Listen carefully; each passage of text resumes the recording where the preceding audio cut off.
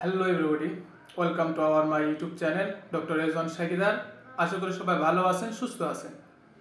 আজকের যে বিষয়টি নিয়ে আলোচনা করব সেটা সাধারণত একটা প্রশ্ন যেটা মানুষের মনে খুবই বাধাবিঘ্ন এবং বিভিন্ন সম্মুখীন হতে পারে।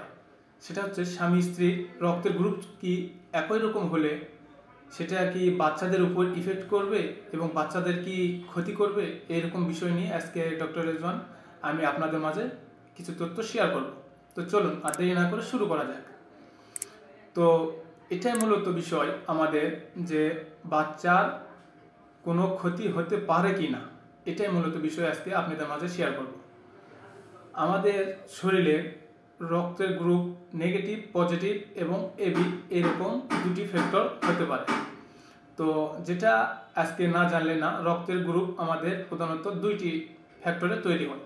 একটা হচ্ছে এ বি ও ফ্যাক্টর, আর একটি হচ্ছে জস ফ্যাক্টর। তো এ বি ও ফ্যাক্টরটি হচ্ছে আমাদের মূলত যে বিষয়টি, সেটা হচ্ছে যে পজিটিভ এবং নেগেটিভ। তো এই পজিটিভ নেগেটিভ রক্তের গ্রুপের মাঝে আমাদের কিছু জিনিস খেয়াল রাখতে হবে।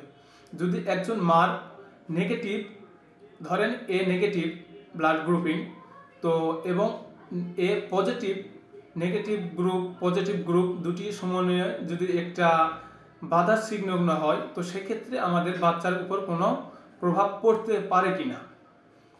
তো একজন মায়ের প্রথমেই খেয়াল রাখতে হবে যে আমার রক্তের গ্রুপটা কি। যদি নেগেটিভ হয়ে থাকে তো সেক্ষেত্রে অবশ্যই আপনাদের ডাক্তারের সমন্বয় হতে হবে। যদি ধরেন আপনি মেয়ে, তো সেক্ষেত্রে বিশেষ করে বেশি আপনি এটা মাইন্ডে আনতে হবে। সেটা হচ্ছে আপনি রক্তের গ্রুপটি যদি এ পজিটিভ না হয়, যদি এ নেগেটিভ হয়, সেক্ষেত্রে আপনার প্রথমেই একটি অ্যান্টিডোজ ব্যবহার করতে হবে। যদি তা না করেন তো সেক্ষেত্রে কিন্তু বাচ্চাদের উপর একটা ইফেক্ট করবে। সেই ইফেক্টটার কারণে কিন্তু বাচ্চা প্রতিলিঙ্গ এবং বিভিন্ন ধরনের অঙ্গে সমস্যা হতে পারে। তো মূলত যে বিষয়টি আপনাদের কাছে শেয়ার করতে যাচ্ছিলাম, এটা খুবই একটা সেন্সিটিভ বিষয়। তো যে বাচ্চার জন্য আমরা অনেকে অনেক রকম পদ্ধতি এবং যে সমালোচনা করে থাকি, সে পর্যায়ে যখন আমরা পর্যায়ে পড়ে যাই, তো সেখন আমরা দেখতে পাই আমাদের বাচ্চার যেন কোনো প্রতিলিঙ্গতা সৃষ্টি না হয়। এটার জন্য মূলত যখন আপনি বাচ্চা নেবেন, তো তখন এই অ্যান্টিডোজটি ব্যবহার করবেন।